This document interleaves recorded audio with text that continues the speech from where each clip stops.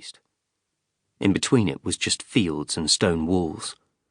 Other houses were dotted further out, like smudges against the morning, and way off into the distance, little more than a few strokes of a brush, was the ashen hint of a town.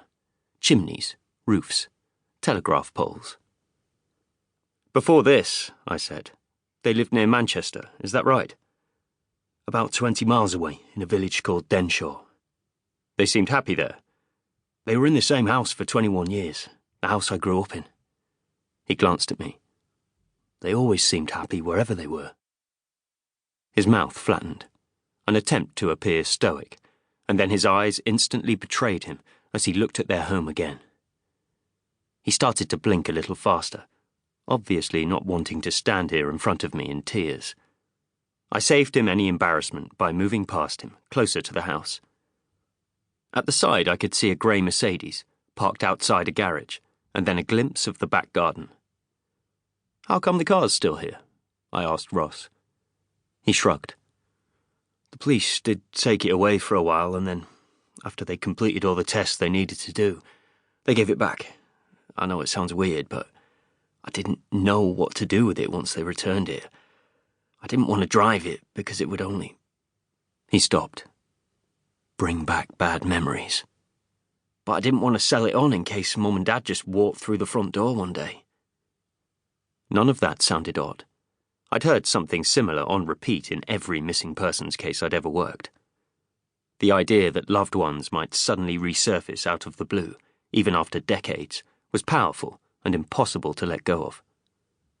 I turned back to the house and saw a garden room with skylights and a grey slate roof at the rear, and then somewhere out of sight, I heard a weather vane move, its gentle squawk like a bird that had injured itself.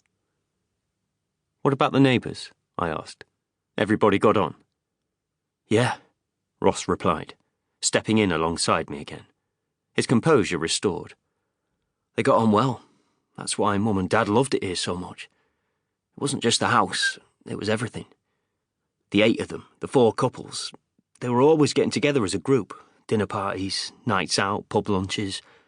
I mean, literally, the first year they moved in, when I was in Australia for Christmas, they all got together on Boxing Day." I looked to my right, down the remainder of the track, past the 3rd house to where the farm was visible. Each of the properties had driveways, and 2 out of the 3 had cars parked on them. The Perrys had the Mercedes. The people in the 2nd house had a Porsche Cayenne. There was plenty of money up here, and plenty more at the farm. It might have been less pristine than the houses, but as well as a tractor and all the farm equipment, there was a new Land Rover Defender parked outside. "I just don't understand what happened to them," Ross said. For a moment, as I looked at him, he was perfectly framed. His parents' house behind him, the grass too long out front, weeds running rampant, the dark windows giving just a hint of the empty hallways within. He told me over the phone that he'd been trying to keep the house together, the lawn mowed, the rooms tidy, but it was hard when even the process of unlocking the front door hurt. His parents had been gone 2.5 years, with no answers and no trace. But they weren't the only ones. As I looked again at the other 2 houses, and then back in the direction of the farm, I saw windows that were just as dark as the Perrys, and gardens just as overgrown. That was what made the scale of this case so intimidating. It wasn't just the Perrys that had disappeared. It was the whole village. Chapter 2. Before I'd met Ross Perry, I'd met someone else. I'd arrived late at the drab motorway hotel where he was staying. The drive up from London had been bad, the journey pockmarked by constant roadworks, and as I crossed the empty car park, rain hammering against the tarmac, I glimpsed him at one of the windows, partially formed behind a white gauze curtain.